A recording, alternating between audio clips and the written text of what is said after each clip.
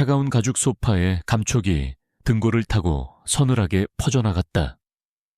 서유아는 맞은편에 앉은 중년 남자의 입에서 나오는 말들을 필사적으로 따라가려 애썼지만 단어들은 의미를 잃고 귓께서 맴돌기만 했다. 법무법인 세강의 김 변호사. 그는 JW그룹의 법률 대리인이라고 자신을 소개했다.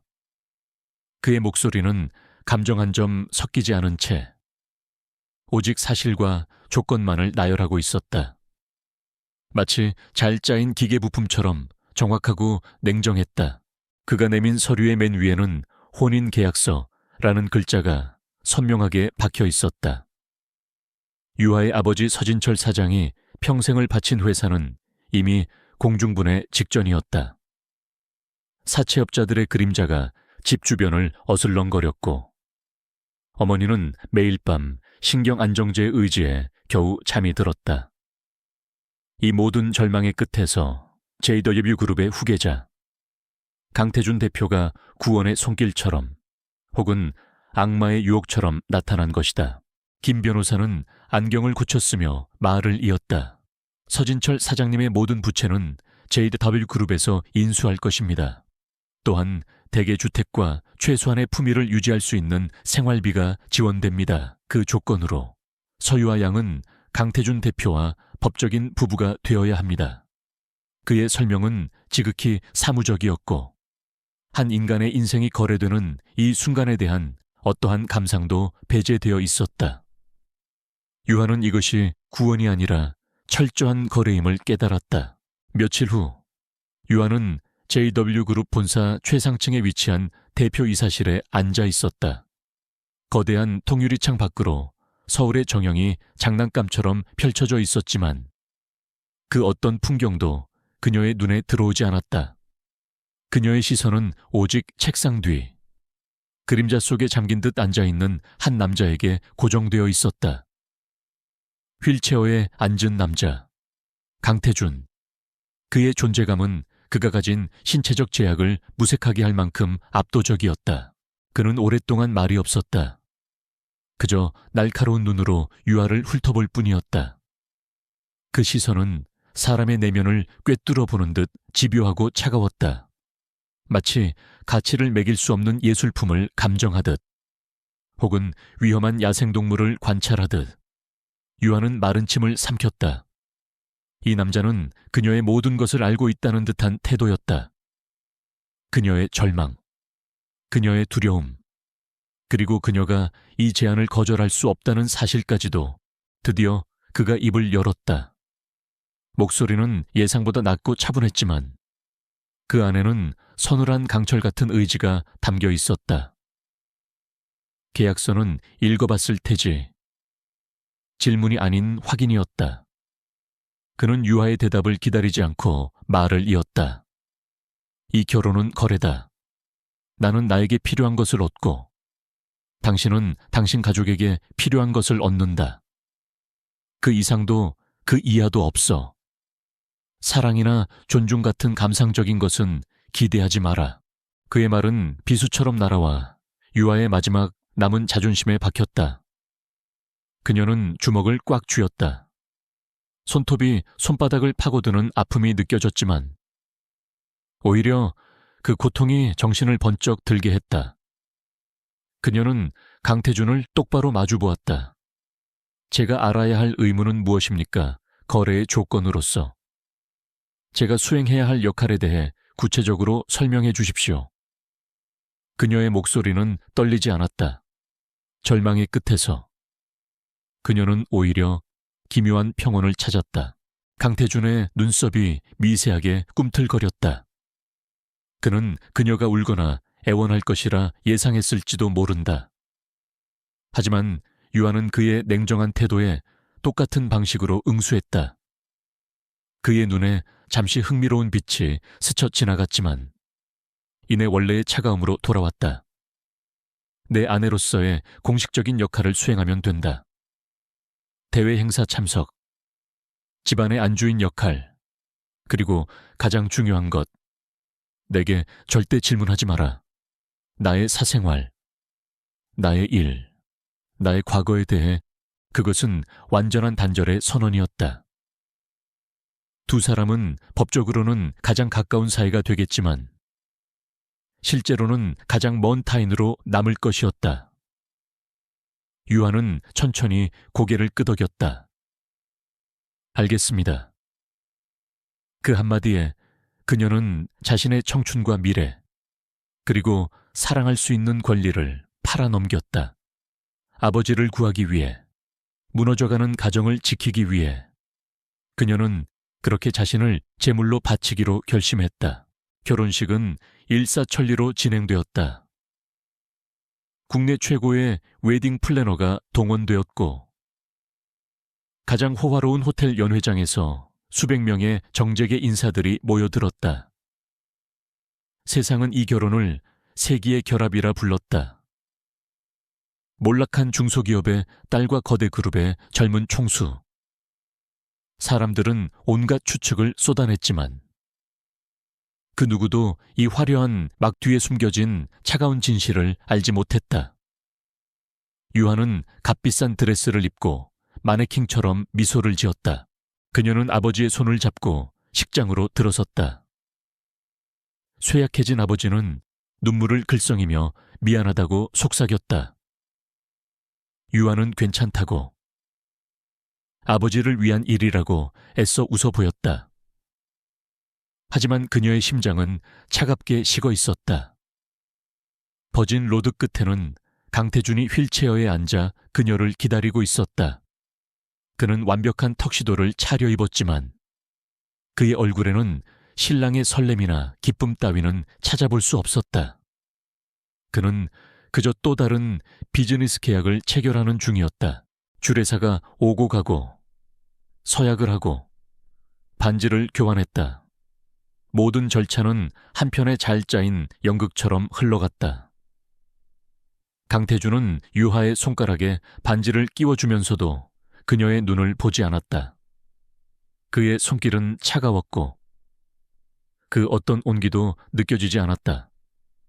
마침내 신랑 신부의 입맞춤 순서가 되었을 때 장내에는 잠시 정적이 흘렀다.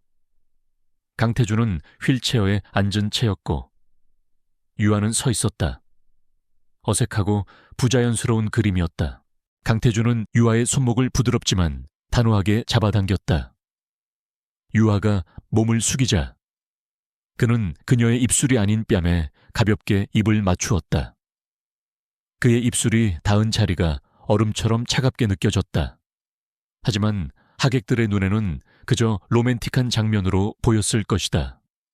우레와 같은 박수 소리가 터져 나왔지만 유아의 귀에는 그 소리가 아득하게만 들렸다.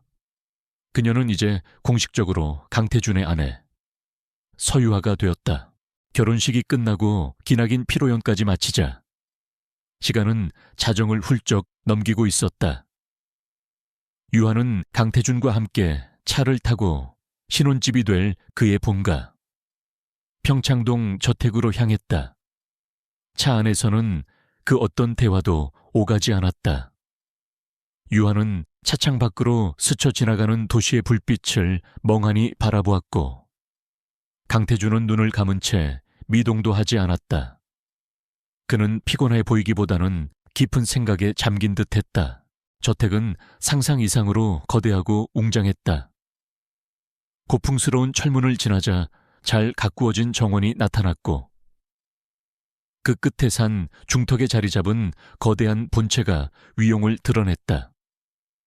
수십 명의 사용인들이 나와 고개를 숙였지만 그들의 표정에서는 환영의 기색을 찾아보기 어려웠다.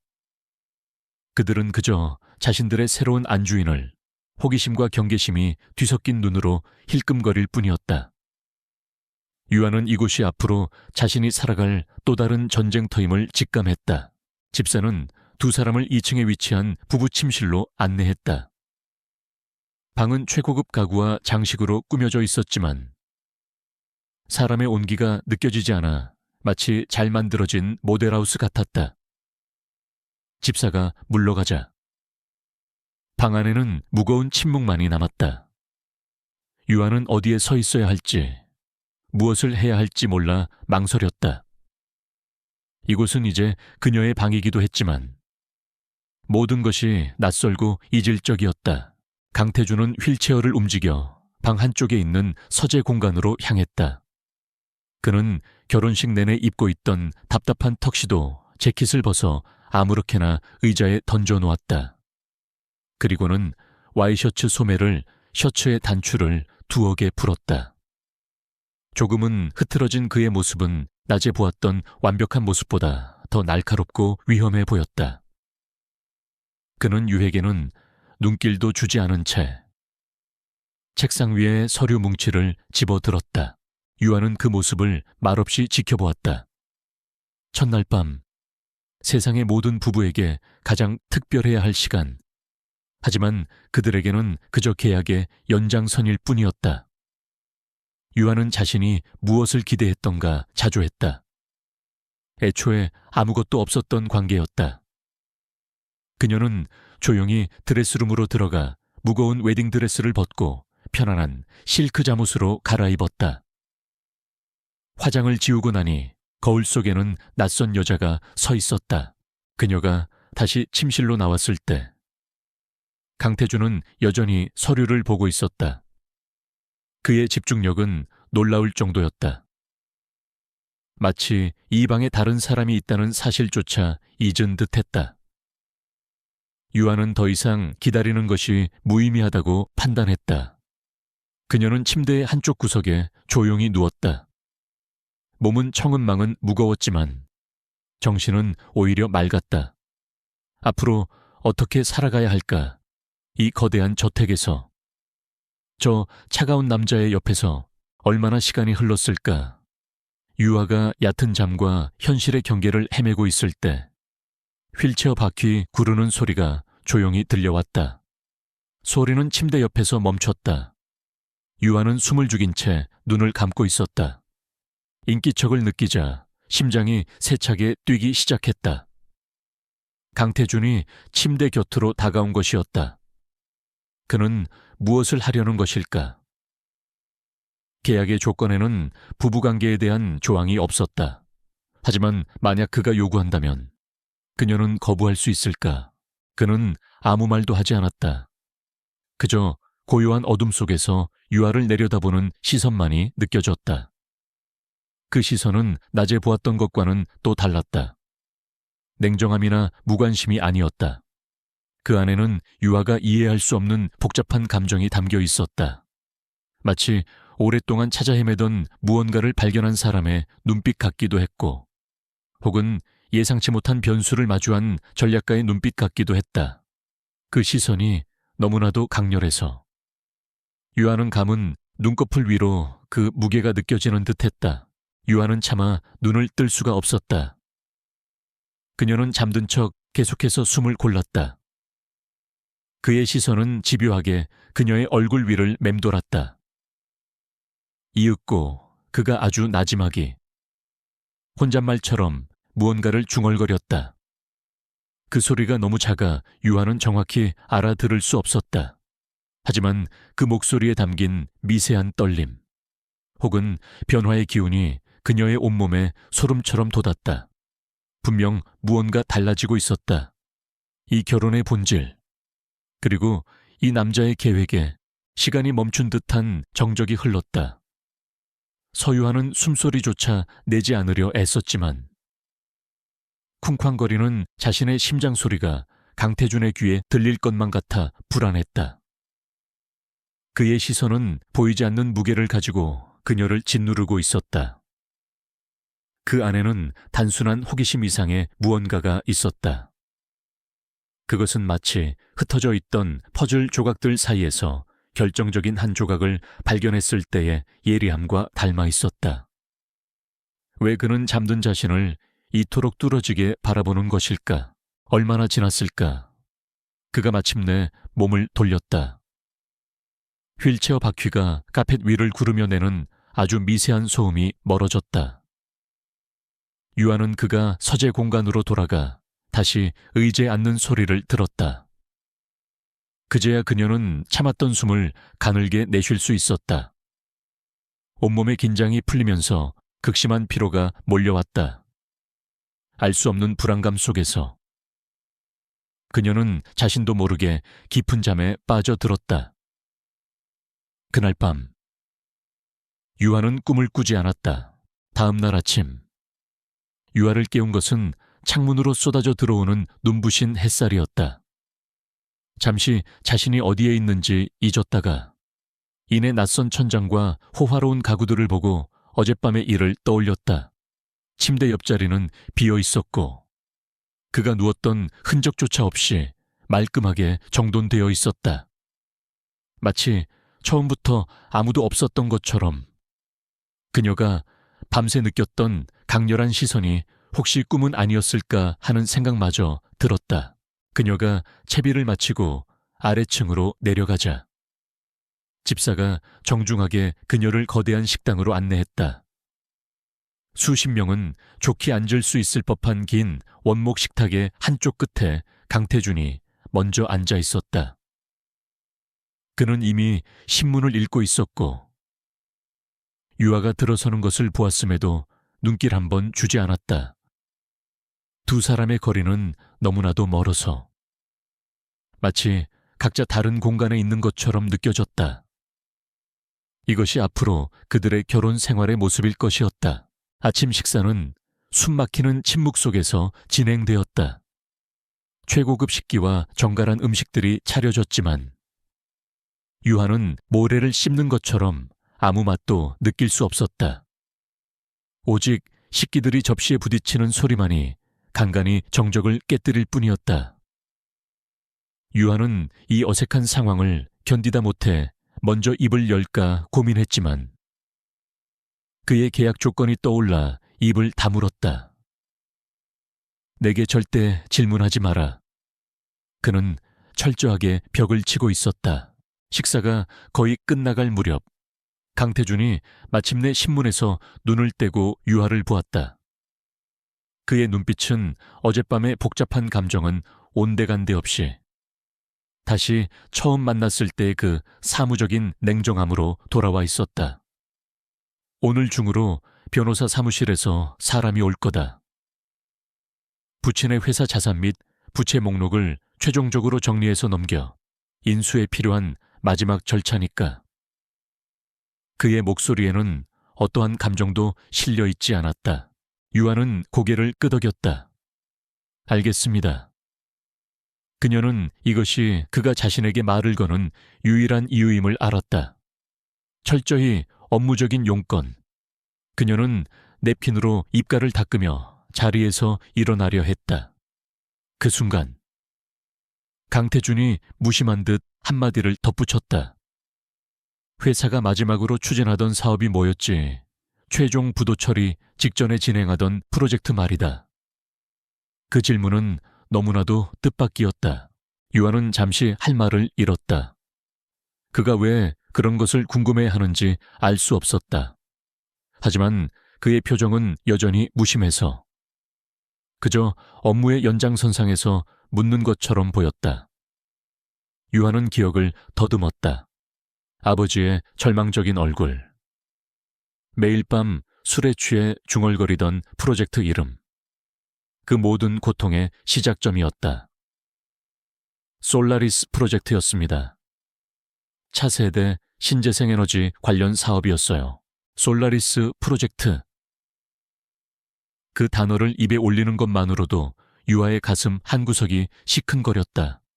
아버지의 마지막 희망이자 결국 모든 것을 앗아간 절망의 이름. 그녀는 애써 감정을 추스르며 말을 이었다. 모든 것이 순조로웠습니다. JW그룹의 자회사인 미래테크와 기술 제휴까지 맺은 상태였으니까요. 그런데 계약 체결 직전에 미래테크 측에서 일방적으로 사업을 철회했습니다. 명확한 이유도 없이 그 순간 유아는 강태준의 변화를 목격했다. 그는 커피잔을 들고 있었는데 그녀의 말이 이어지는 동안 그의 손이 허공에서 미세하게 멈췄다. 그의 눈빛이 순간적으로 날카롭게 번뜩였다. 그것은 어젯밤 그녀를 꿰뚫어 보던 바로 그 시선이었다. 냉정하고 분석적이며 무언가를 확인하려는 듯한 강렬한 눈빛. 그는 들고 있던 커피잔을 조용히 내려놓았다. 잔과 받침이 부딪히는 소리가 유난히 크게 들렸다. 강태준은 몸을 테이블 쪽으로 조금 더 기울였다. 그의 자세는 이전보다 훨씬 더 집중하고 있었다. 일방적인 철회라고 이유가 없었다는 게 무슨 말이지? 계약 위반에 따른 위약금 문제는 어떻게 처리됐나? 그의 목소리는 낮게 가라앉아 있었지만 그 안에는 숨길 수 없는 긴장감이 배어 있었다. 그는 더 이상 이 일을 단순한 채무관계의 배경 정보로 다루고 있지 않았다. 유한은 그의 갑작스러운 태도 변화에 당황했지만 최대한 침착하게 대답했다. 계약서상의 허점을 이용했다고 들었습니다. 최종 날인 직전이라 법적인 구속력이 약하다는 점을 파고들었어요. 당시 미래테크의 사업 철회를 통보하러 왔던 사람은 최진석 이사님의 직속 부하인 박영수 부장이었습니다. 유아가 최진석의 이름을 언급했을 때 강태준의 눈빛은 더욱 차갑게 얼어붙었다. 최진석 그는 JW그룹의 핵심 임원이자 강태준의 가장 가까운 측근 중 한 명이었다. 이제 유아는 확신할 수 있었다. 이것은 단순한 우연이 아니다. 강태준의 반응, 그가 보인 미세한 균열, 그녀 아버지의 파산과 이 남자 사이에는 분명 무언가 연결고리가 있었다. 이 결혼은 단순히 빚을 갚기 위한 거래가 아닐지도 모른다.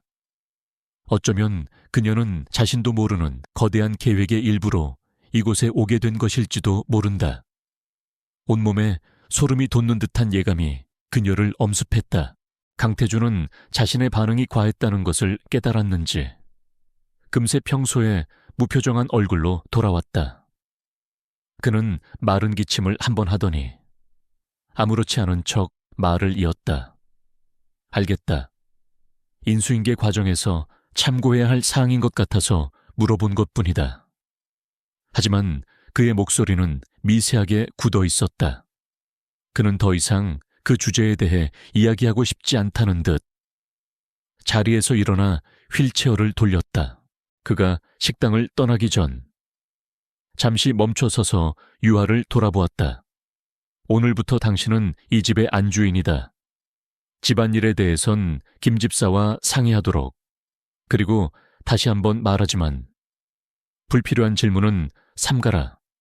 그는 마지막 경고처럼 말을 남기고는 조용히 사라졌다. 하지만 그의 마지막 말은 더 이상 이전처럼 위압적으로 들리지 않았다. 오히려 자신의 속내를 감추려는 자의 초조함처럼 느껴졌다. 혼자 남은 유한은 한동안 그가 사라진 문을 멍하니 바라보았다. 거대한 식당의 적막함이 그녀를 짓눌렀다. 모든 것이 혼란스러웠다. 어젯밤의 미스터리한 시선, 그리고 오늘 아침의 예리한 질문. 강태준이라는 남자는 그녀가 생각했던 것보다 훨씬 더 복잡하고 위험한 비밀을 품고 있었다.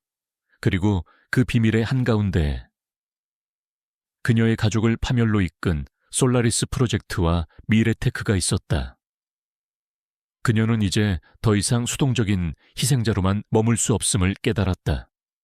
이 결혼의 진실을 그녀는 자신의 손으로 밝혀내야만 했다. 강태준과의 아침 식사 이후 서유아의 시간은 거대한 금빛 세장 속에서 더디게 흘러갔다.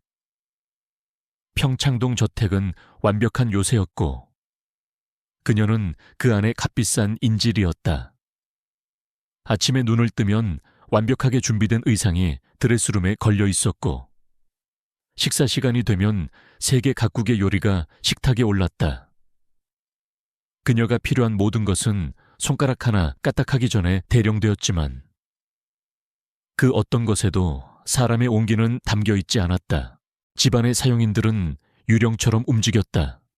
그들은 유아를 사모님이라 부르며 깍듯하게 대했지만 그들의 눈빛에는 보이지 않는 벽이 있었다. 그들은 강태준의 사람들이었고 유아는 외부인이었다. 특히 수십 년간 이 집을 지켜온 김 집사는 그림자처럼 그녀의 주변을 맴돌았다. 그는 그녀의 모든 동선을 파악하고 있었고 그의 정중함 뒤에는 날카로운 감시의 시선이 숨어 있었다. 유아는 자신이 철저히 고립되어 있음을 매일같이 실감했다. 강태준은 대부분의 시간을 회사나 저택 2층의 개인 서재에서 보냈다. 유하와 그는 한 지붕 아래 살았지만 하루에 얼굴 한 번 마주치지 않는 날도 많았다. 그들의 유일한 교류는 아침 식사 시간에 숨막히는 침묵뿐이었다. 그는 그녀에게 아무것도 묻지 않았고 그녀 또한 그의 규칙을 어기지 않았다. 두 사람은 서로에게 투명 인간처럼 행동하며 계약으로 묶인 기묘한 동거를 이어가고 있었다.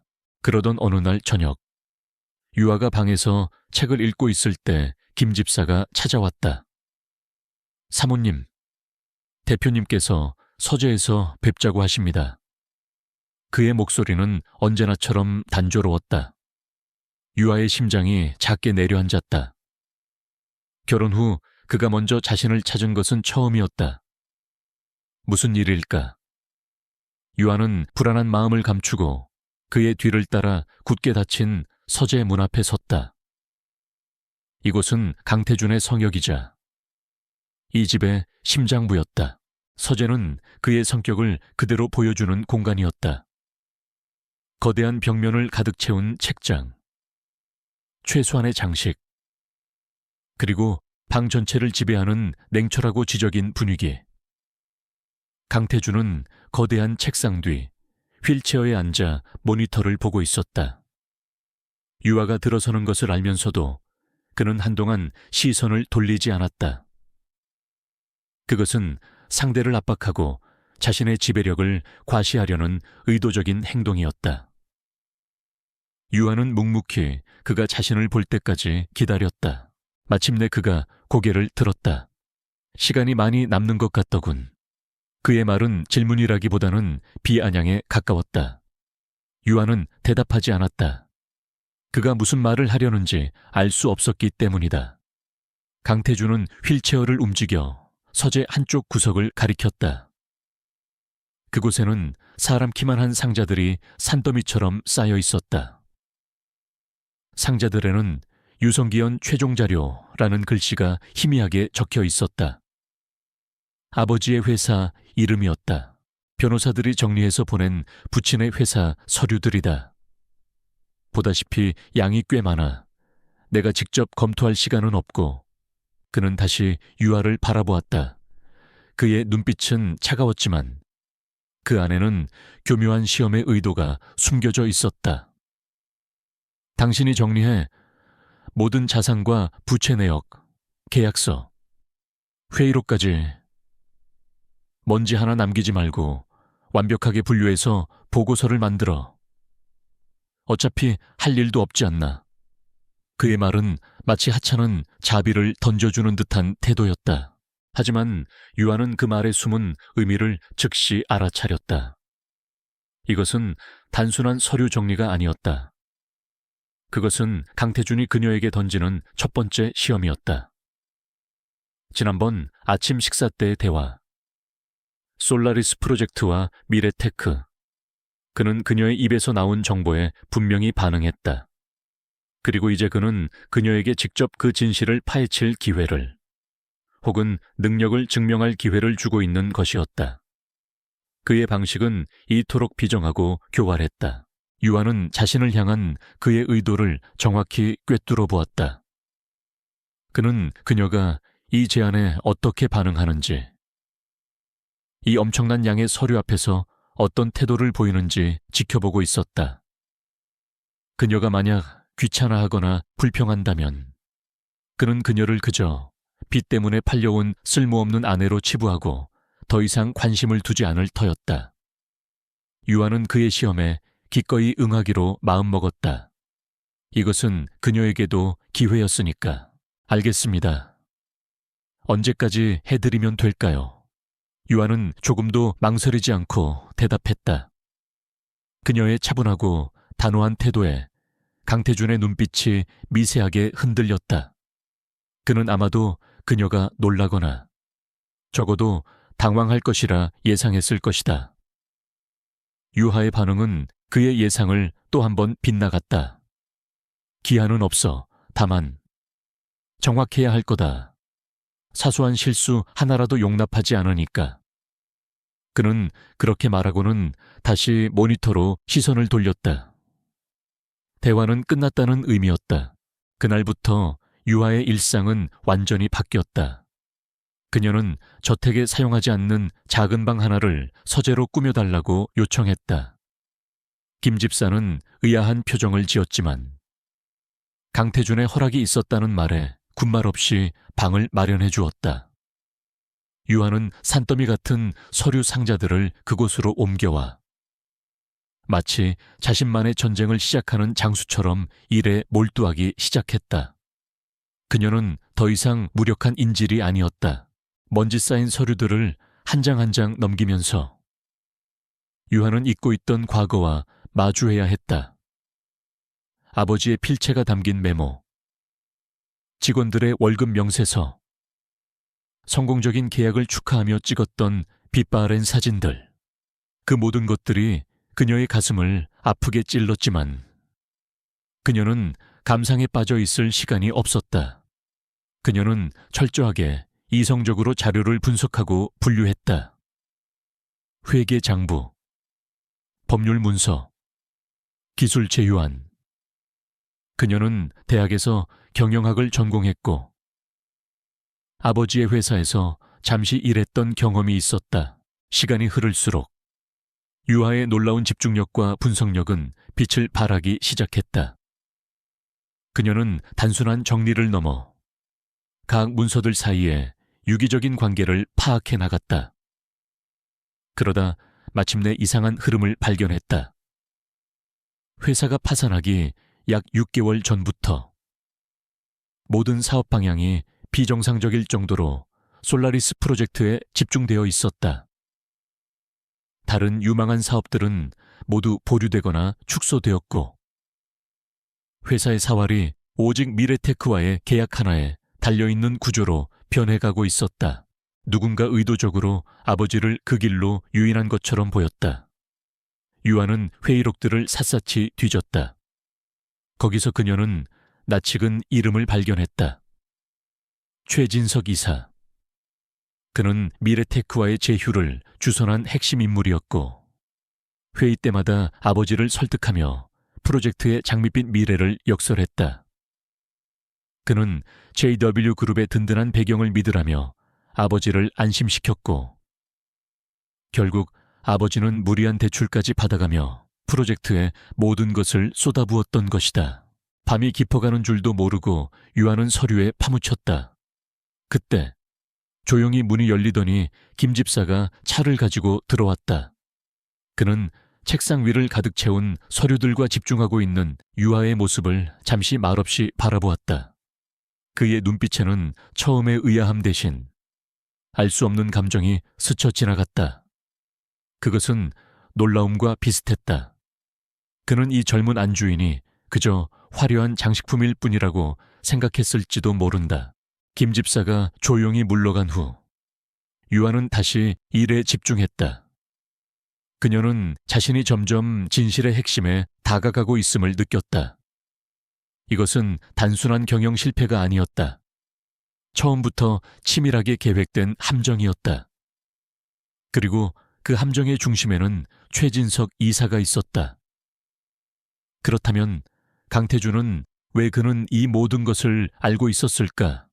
아니면 그 역시 최진석을 의심하고 자신을 이용해 증거를 찾으려는 것일까? 모든 것이 안개 속이었다. 그 시간 2층 서재에서 강태준은 복도를 비추는 CCTV 화면을 보고 있었다. 화면 속에는 작은 방의 문틈으로 새어나오는 불빛이 보였다. 그는 김 집사로부터 유아가 며칠째 밤낮을 가리지 않고 서류에 매달리고 있다는 보고를 받았다. 그의 입가에 누구도 본 적 없는 희미한 미소가 떠올랐다. 그의 시험은 아직 끝나지 않았지만 서유아라는 여자는 그가 예상했던 것 이상일지도 모른다는 생각이 들었다.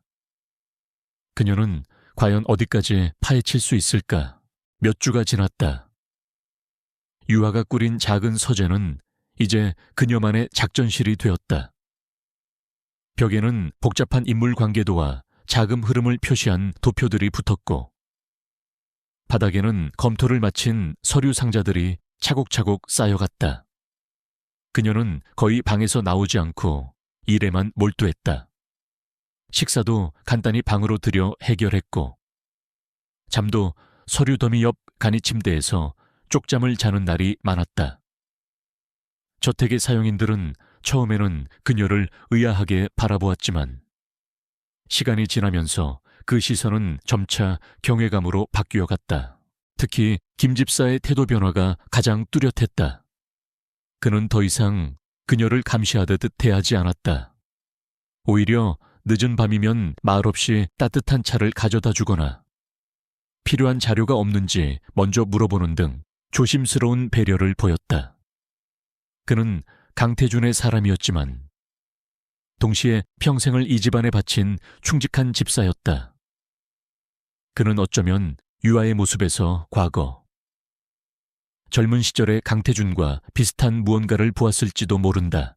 유아의 끈질긴 노력은 마침내 첫 번째 결실을 보았다. 그녀는 회사의 재무제표에서 주기적으로 거액이 빠져나간 정체불명의 컨설팅 회사를 발견했다. T&J 파트너스. 서류상으로는 유성기현의 해외 진출을 돕는 컨설팅 업체였지만 그 실체는 유령과도 같았다. 제출된 보고서는 하나같이 부실했고 회사 주소지는 존재하지 않는 곳이었다. 전형적인 페이퍼 컴퍼니의 특징이었다. 유아는 밤을 새워 T&J 파트너스의 뒤를 캤다. 인터넷 검색과 오래된 경제 잡지 기사들, 그리고 아버지의 서랍 깊숙한 곳에서 발견한 낡은 수첩 조각들을 퍼즐처럼 맞춰 나갔다. 그리고 마침내 연결고리를 찾아냈다.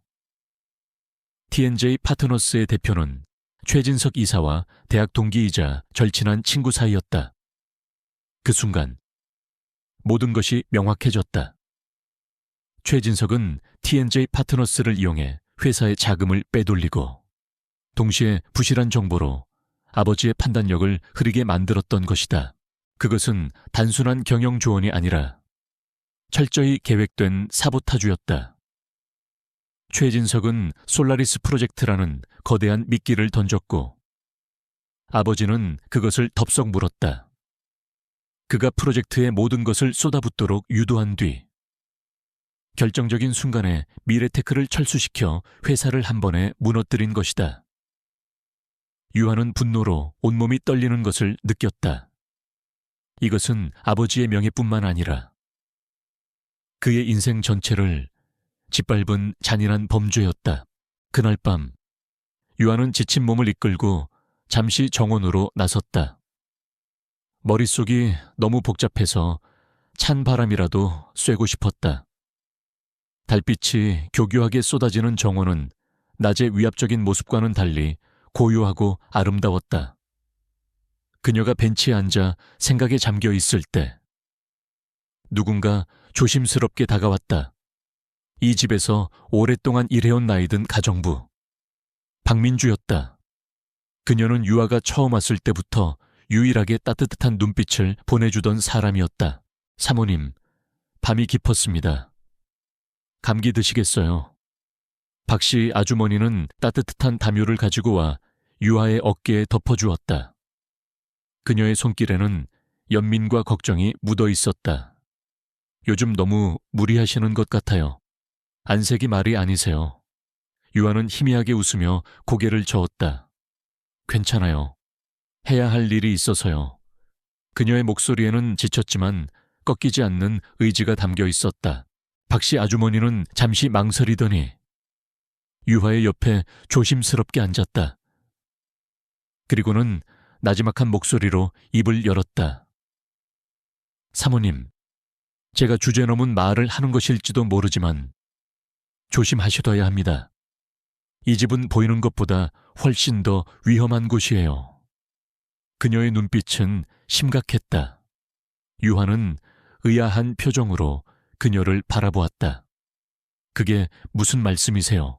박씨 아주머니는 주변을 한번 둘러보고는 목소리를 더욱 낮췄다. 우리 대표님, 강태준 도련님 말입니다. 원래는 지금처럼 차가운 분이 아니셨어요. 누구보다 열정적이고 따뜻한 분이셨죠. 그녀의 목소리가 과거를 회상하며 작게 떨렸다.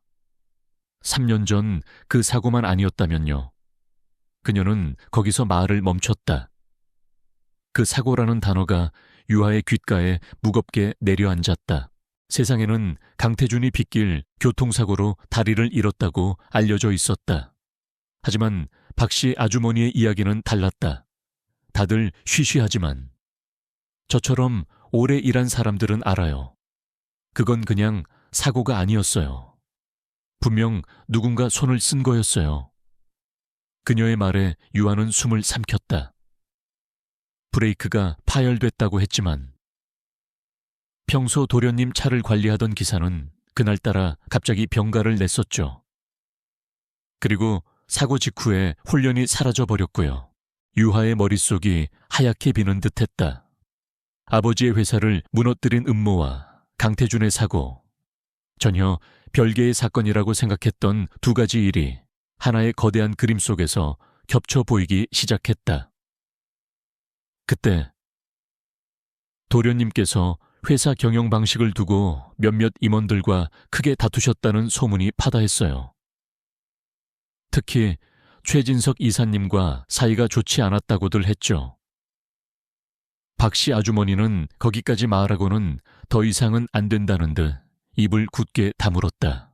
그녀는 자리에서 일어나며 유에게 다시 한번 당부했다. 그러니 사모님도 몸조심하세요. 너무 깊이 파고들면 위험해질 수 있습니다. 저들은 자신들의 비밀을 지키기 위해서라면 무슨 짓이든 할 사람들이니까요. 그녀는 그렇게 말하고는 어둠 속으로 조용히 사라졌다. 혼자 남은 유아는 한동안 꼼짝도 할 수 없었다. 어깨에 덮인 담요의 온기마저 차갑게 느껴질 정도였다. 이제 모든 것이 달라졌다. 이것은 더 이상 아버지의 명예를 회복하는 문제가 아니었다. 살인 미수, 거대한 기업의 후계자를 제거하려 했던 끔찍한 음모. 강태준이 그녀에게 서류 정리를 맡긴 것은 단순한 시험이 아니었다. 그는 어쩌면 자신을 공격했던 바로 그 적이 유아의 아버지를 파멸시킨 장본인과 동일 인물일지도 모른다고 의심하고 있었던 것이다. 그리고 그녀는 그 의심을 확신으로 바꿔줄 증거를 찾아낸 참이었다. 유아는 자리에서 벌떡 일어났다. 두려움보다 분노가, 절망보다 차가운 결의가 그녀를 지배했다. 그녀는 더 이상 혼자가 아니었다. 비록 계약으로 맺어진 관계일지라도 이제 그녀와 강태준은 공동의 적을 가진 운명 공동체였다. 그녀는 자신의 작은 서재로 돌아왔다. 책상 위를 가득 채운 서류들은 이제 단순한 종이 뭉치가 아니었다. 그것은 최진석의 범죄를 증명할 무기이자 거대한 악과 맞서 싸울 유일한 방패였다. 그녀는 결심했다. 강태준을 만나야겠다고. 그리고 이 모든 것을 그와 함께 끝내야겠다고. 서유아는 망설이지 않았다. 그녀는 자신이 밤새 정리한 T&J 파트너스의 자금 흐름 분석표와 최진석 이사의 연관성을 입증하는 자료들을 챙겨 들었다. 그리고는 망설임 없이 2층 강태준의 서재로 향했다. 지금 그를 만나야 했다. 더 이상 혼자서 이 비밀의 무게를 감당할 수도 없었고 그럴 필요도 없다고 판단했다. 지금 이 순간 두 사람은 적어도 한 가지 공통점을 가지고 있었다. 바로 최진석이라는 이름의 공동의 적이었다. 똑똑. 조심스럽지만 단호한 노크 소리가 깊은 밤의 정적을 깨뜨렸다. 안에서는 한동안 아무런 대답이 없었다. 유아가 다시 한번 손을 들려던 순간 문 안쪽에서 낮게 잠긴 목소리가 흘러나왔다. 누구지? 그 목소리에는 피곤함과 날카로운 경계심이 동시에 묻어 있었다. 접니다. 서유아입니다. 드릴 말씀이 있습니다. 유아의 목소리는 떨리지 않았다. 그녀는 자신의 결심을 목소리에 실어보냈다. 잠시 침묵이 흘렀다. 그는 아마 이 늦은 시간에 그녀가 자신을 찾아온 것을 의아하게 생각할 터였다. 유아는 문이 열리지 않으면 그냥 돌아설 생각이었다. 하지만 곧 들어와 하는 짧은 허락이 떨어졌다. 유아는 마른 침을 삼키고 천천히 문을 열고 안으로 들어섰다. 서재 안은 보조등 하나만 켜져 있어 어두웠고 그 어둠 속에서 책상에 앉은 강태준의 실루엣이 보였다. 그는 방금 전까지도 일을 하고 있었던 모양이었다. 그의 표정은 차갑게 굳어 있었다. 이 시간에 허락도 없이 자신의 공간을 침범한 것에 대한 불쾌감이 역력했다. 무슨 용건이지 내 규칙을 잊은 건 아닐 테고. 그의 목소리는 얼음장처럼 차가웠다. 하지만 유아는 더 이상 그의 위압적인 태도에 위축되지 않았다. 그녀는 그의 책상 앞으로 성큼성큼 걸어가 들고 온 서류들을 그의 앞에 펼쳐놓았다. 감정적인 호소 대신 그녀는 철저히 사실과 논리로 승부하기로 했다. 아버님의 회사는 경영 악화로 파산한 것이 아닙니다. 처음부터 치밀하게 계획된 함정이었습니다. 유아는 차분하게 입을 열었다. 그녀는 최진석 이사가 어떻게 TNJ 파트너스라는 유령 회사를 내세워 회사의 자금을 빼돌렸는지, 그리고 솔라리스 프로젝트라는 허황된 미끼로 아버지를 막다른 길로 몰아넣었는지를 논리정연하게 설명했다. 그녀의 목소리는 차분했지만 그 안에는 불타는 분노와 확신이 담겨 있었다. 강태준은 처음에는 팔짱을 낀 채 의심스러운 눈초리로 그녀를 지켜보았다. 하지만 유아의 설명이 이어지고 그의 눈앞에 펼쳐진 증거들이 하나의 그림으로 맞춰져 가자 그의 표정은 서서히 변하기 시작했다. 그의 눈빛에서 냉소적인 태도가 사라지고 대신 날카로운 분석과 냉철한 판단의 빛이 감돌았다. 그는 유아가 내민 서류들을 집어들어 한 장 한 장 꼼꼼하게 검토하기 시작했다. 그는 아무 말 없이 한참 동안 서류에만 집중했다. 서재 안에는 종이 넘어가는 소리와 유아의 조용한 숨소리만이 맴돌았다. 유아는 초조하게 그의 반응을 기다렸다. 그녀가 내놓은 증거들은 아직 정황에 불과했다. 최진석 같은 거물을 쓰러뜨리기에는 턱없이 부족할지도 모른다. 만약 강태준이 이것을 외면하거나 혹은 그녀의 행동을 주제넘은 짓으로 치부해버린다면 모든 것이 끝이었다. 얼마나 지났을까? 강태준이 마침내 서류에서 고개를 들었다. 그는 유아를 바라보았다. 그의 눈빛은 더 이상 그녀를 빛 때문에 팔려온 아내로 보고 있지 않았다. 그 안에는 놀라움과 흥미, 그리고 아주 희미한 인정의 빛이 섞여 있었다. 내가 생각했던 것 이상이군. 그의 입에서 나온 첫마디였다. 이 정도까지 파헤칠 수 있을 거라고는 예상하지 못했다. 그의 목소리에는 이전과 같은 가시가 없었다. 그는 휠체어를 돌려 창가로 다가갔다. 어두운 창문에 비친 그의 얼굴은 깊은 고뇌에 잠겨 있었다. 오랫동안 혼자서 싸워왔을 그의 고독한 그림자가 보였다. 당신 말이 맞아. 최진석. 그자는 내 오랜 의심의 대상이었어. 마침내 그가 입을 열었다. 유아는 숨을 죽이고 그의 다음 말을 기다렸다. 내 사고. 그건 역시 단순한 사고가 아니었다. JW그룹을 통째로 삼키려던 누군가의 작품이었지. 그리고 그 배후에 최진석이 있다는 심증은 있었지만 물증이 없었다. 그것은 충격적인 고백이었다. 그는 모든 것을 알고 있었다. 유아가 박 씨 아주머니에게 들었던 소문이 사실이었음을 그가 직접 확인해 준 셈이었다. 최진석은 교활하고 치밀한 자다. 회사 내부에 그의 세력이 거미줄처럼 뻗어 있어. 섣불리 건드렸다가는 오히려 내가 당할 수도 있었지. 그래서 기다렸다.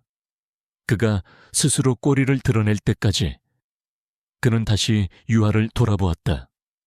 그의 눈빛은 이전과는 비교할 수 없을 만큼 진지했다. 서유아 씨, 당신 아버님의 사건은 최진석이 남긴 첫 번째 실수이자 유일한 균열이다. 당신은 내가 몇 년 동안 찾지 못했던 실마리를 찾아냈어. 그의 목소리에는 이제 묘한 힘이 실려 있었다. 이제 이 문제는 더 이상 당신 아버지의 빈 문제가 아니야. 나와 당신, 우리 모두의 생존이 걸린 문제다.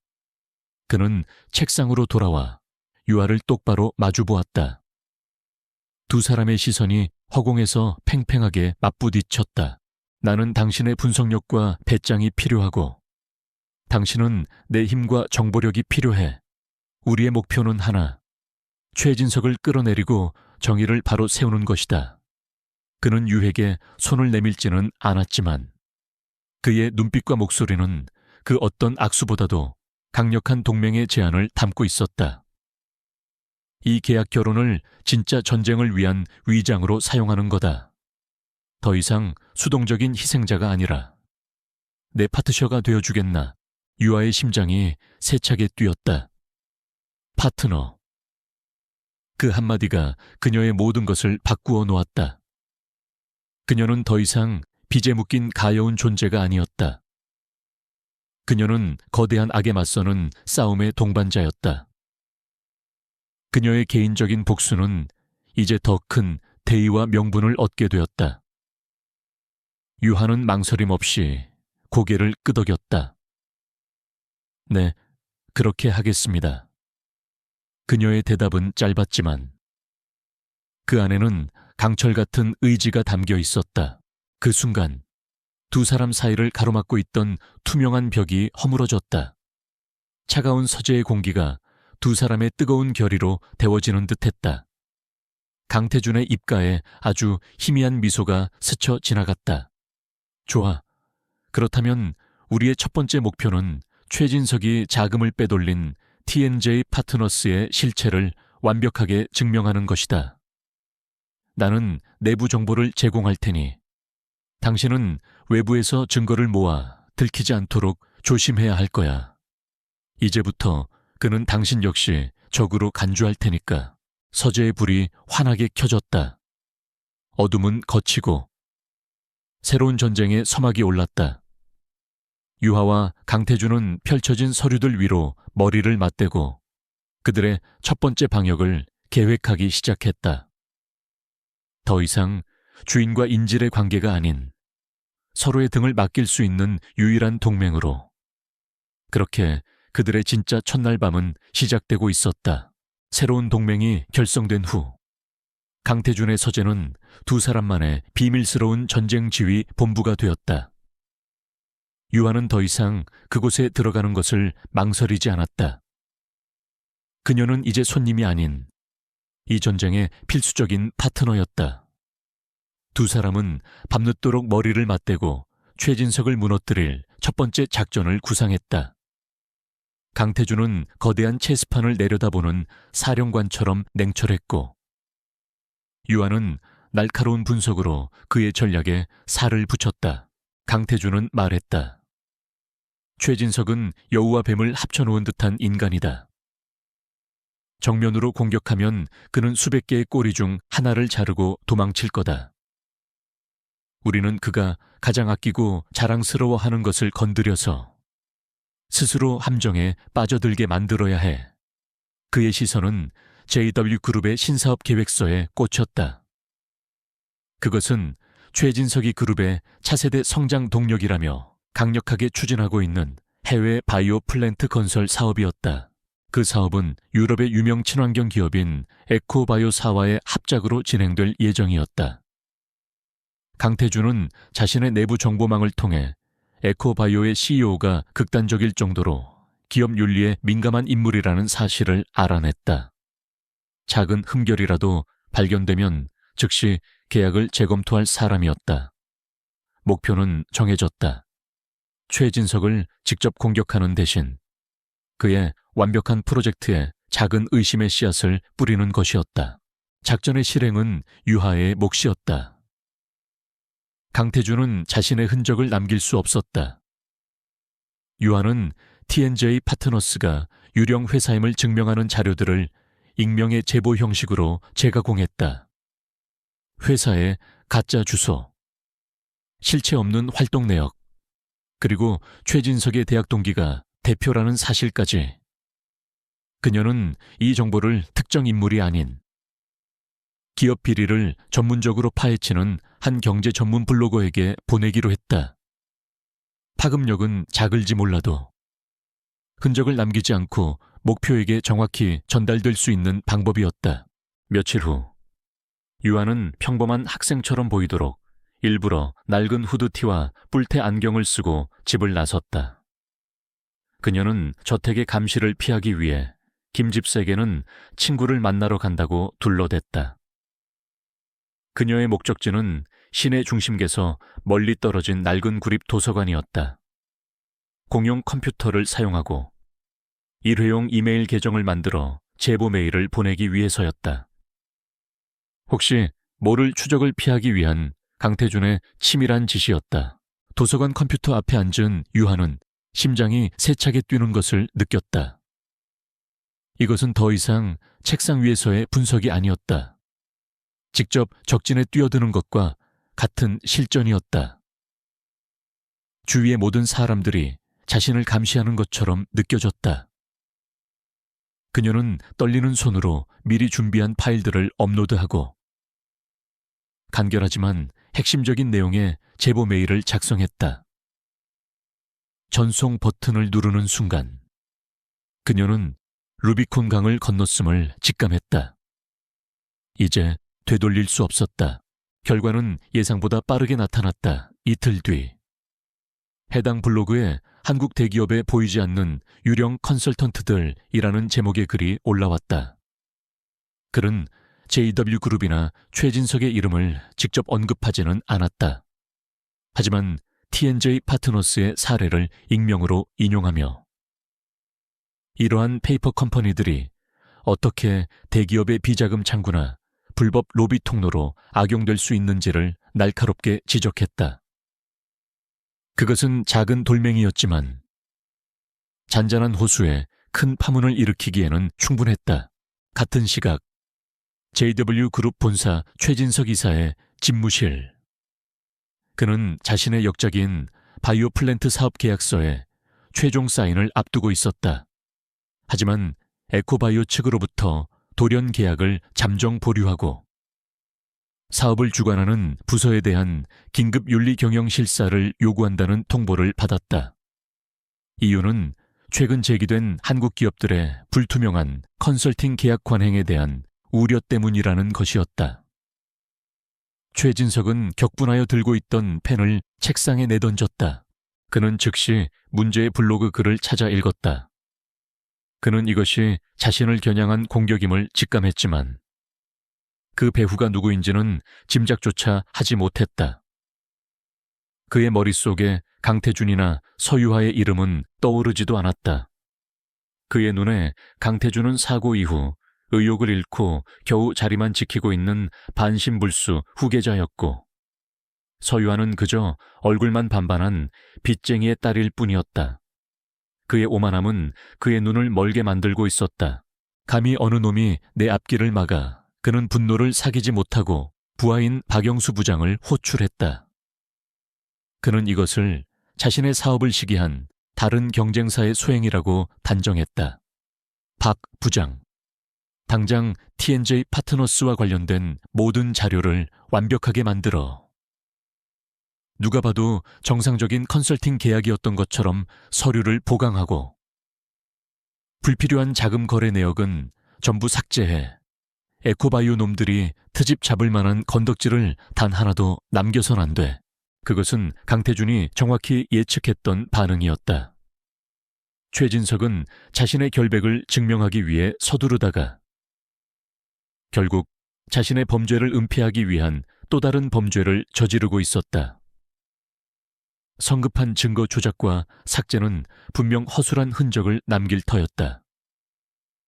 그는 너무나도 자신만만했기에 자신의 뒤를 샅샅이 훑고 있는 더 날카로운 눈이 있다는 사실을 전혀 깨닫지 못했다. 그의 오만함이 바로 그의 가장 큰 약점이었다.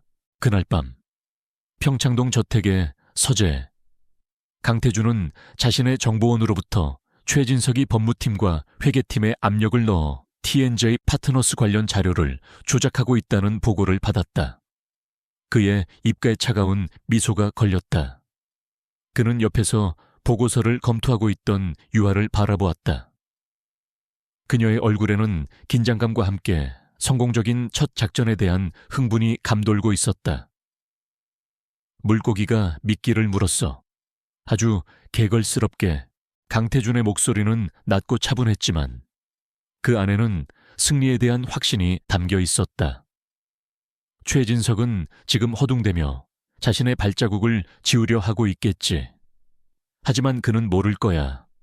지우려고 발버둥 칠수록 더 깊고 선명한 흔적만 남게 된다는 것을. 그는 유아를 보며 처음으로 진정한 파트너로서의 신뢰가 담긴 눈빛을 보냈다. 잘했어. 우리의 첫 번째 수는 아주 성공적이야. 이제 두 번째 수를 둘 차례다. 첫 번째 작전의 성공은 달콤했지만 그 대가는 혹독했다. 최진석은 처음에는 외부의 적을 의심했지만 그의 교활한 촉수는 점차 진짜 위협의 근원지를 향하기 시작했다. 그는 자신이 간과했던 두 사람, 아무런 힘도 없어 보이던 강태준과 서유아를 다시 보기 시작했다. 특히 공식 석상에 모습을 드러낸 서유아의 당당하고 지적인 모습은 그의 의심에 불을 지폈다. 그녀는 그저 순진한 희생양이 아니었다. 최진석의 첫 번째 시험은 사교계의 화려한 자선 파티에서 이루어졌다. JW그룹의 안주인으로서 유아는 강태준과 함께 행사에 의무적으로 참석해야 했다. 수많은 사람들의 위선적인 미소와 은밀한 시선 속에서 유아는 가면을 쓴 채 연기를 하고 있었다. 바로 그때 최진석이 샴페인 잔을 들고 그녀에게 다가왔다. 그의 얼굴에는 인자한 미소가 걸려 있었지만 그 눈빛은 뱀처럼 차갑고 끈적거렸다. 새로운 환경에 이제 적응이 좀 되셨습니까? 사모님, 그는 지극히 상냥한 목소리로 말을 걸었다. 아버님의 갑작스러운 사업 실패로 마음고생이 심하셨을 텐데 이렇게 훌륭한 분과 결혼하시게 되어 정말 다행입니다. 그의 말은 위로의 형식을 띠고 있었지만 사업 실패라는 단어에 교묘하게 힘을 주어 유하의 아픈 곳을 찔렀다. 그것은 명백한 경고이자 떠보기였다. 유하는 순간 온몸의 피가 차갑게 식는 것을 느꼈다. 하지만 그녀는 강태준과 함께 수없이 반복했던 시뮬레이션을 떠올렸다. 절대 감정을 드러내지 말 것, 약점을 보이지 말 것. 유하는 우아하게 미소를 지으며 대답했다. 걱정해 주셔서 감사합니다. 이사님, 저희 아버님은 평생 정직하게 사업을 하셨어요. 때로는 그런 올곧음이 험한 세상에서는 약점이 되기도 하더군요. 그녀는 그의 눈을 똑바로 보며 말했다. 그녀의 침착하고 가시 돋친 응수에 최진석의 미간이 미세하게 찌푸려졌다. 그는 그녀가 당황하거나 두려워할 것이라 예상했다. 하지만 그녀는 그의 의도를 정확히 꿰뚫어 보고 같은 방식으로 되받아쳤다. 그 순간 조용히 휠체어를 움직여 두 사람에게 다가온 강태준이 대화에 끼어들었다. 초해이사. 내 아내에게 무슨 용건이라도 있나. 그의 목소리는 낮았지만 그 안에는 누구도 거스를 수 없는 권위가 담겨 있었다. 강태준은 유하의 의자 등받이에 자연스럽게 한 손을 올려놓았다. 그 사소한 행동은 이 사람은 내 사람이다 라고 선포하는 것과 같은 강력한 소유욕의 표현이었다. 최진석은 순간 흠칫하며 억지 미소를 지었다. 아닙니다. 대표님, 그저 사모님께 안부 인사를 드리고 있었습니다. 그는 그렇게 말하고는 슬그머니 자리를 피했다. 유하는 자신을 감싸는 강태준의 단단한 존재감에 잠시 떨리는 숨을 골랐다. 최진석은 그날 이후로 확신했다. 서유하. 그녀가 바로 변수였다. 그는 더 이상 그녀를 직접 건드리지 않았다. 대신 훨씬 더 비열하고 잔인한 방법을 선택했다. 그는 유하의 가장 약한 고리인 그녀의 가족을 공격하기 시작했다. 유하의 아버지가 재기를 위해 작은 가게를 열려고 준비 중이었는데 구청에서 갑자기 말도 안 되는 이유를 대며 허가를 내주지 않았다. 명백한 외압의 흔적이었다. 그것은 시작에 불과했다. 며칠 뒤부터 유아의 부모님이 사는 집 주변의 험악한 인상의 사내들이 어슬렁거리기 시작했다. 그들은 아무 짓도 하지 않았지만 그 존재만으로도 엄청난 공포와 압박감을 주었다. 결국 유아의 어머니는 충격을 이기지 못하고 쓰러졌고 그녀는 울먹이는 아버지의 전화를 받아야만 했다. 유아야, 아무래도 안 되겠다. 우리가 너를 너무 힘든 길로 밀어넣은 것 같구나. 아버지의 절망적인 목소리는 유아의 가슴을 갈갈이 찢어 놓았다. 그녀의 복수심이, 그녀의 싸움이 결국 사랑하는 가족을 위험에 빠뜨리고 만 것이었다. 죄책감과 공포가 해일처럼 그녀를 덮쳤다. 그녀는 곧장 강태준의 서재로 달려갔다. 문을 열었을 때 그녀는 더 이상 평소의 침착한 모습을 유지할 수 없었다. 그녀의 눈에는 눈물이 가득 고여 있었고 온몸은 분노와 절망으로 떨리고 있었다. 최진석이 우리 가족을 건드리고 있어요. 그녀의 목소리는 울음에 잠겨 갈라져 나왔다. 그녀는 강태준을 원망하러 온 것이 아니었다. 그저 이 끔찍한 상황을 터놓을 사람이 그밖에 없었다.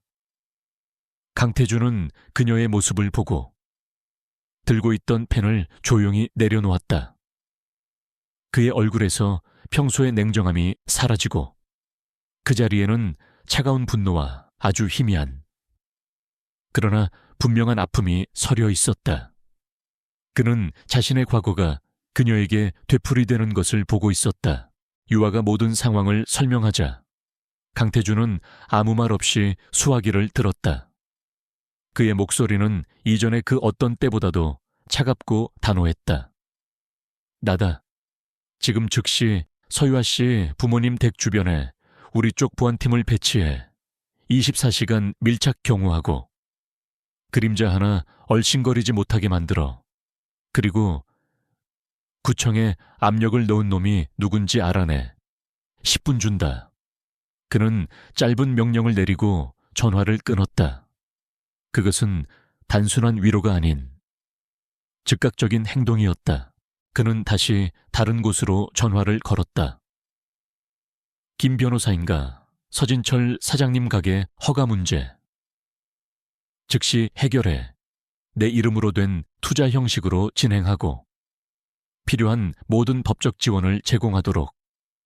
다시는 이런 일이 생기지 않게 확실히 처리해. 그의 일사불란한 조치에 유아는 울음도 잊은 채 멍하니 그를 바라보았다.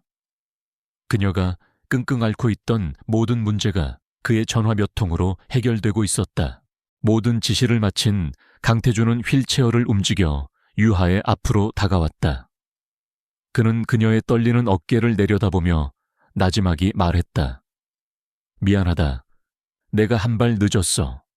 그자가 당신 가족을 건드릴 가능성까지는 미처 생각하지 못했다. 그것은 그가 그녀에게 처음으로 한 사과였다. 하지만 약속하지. 다시는 이런 일이 없게 하겠다.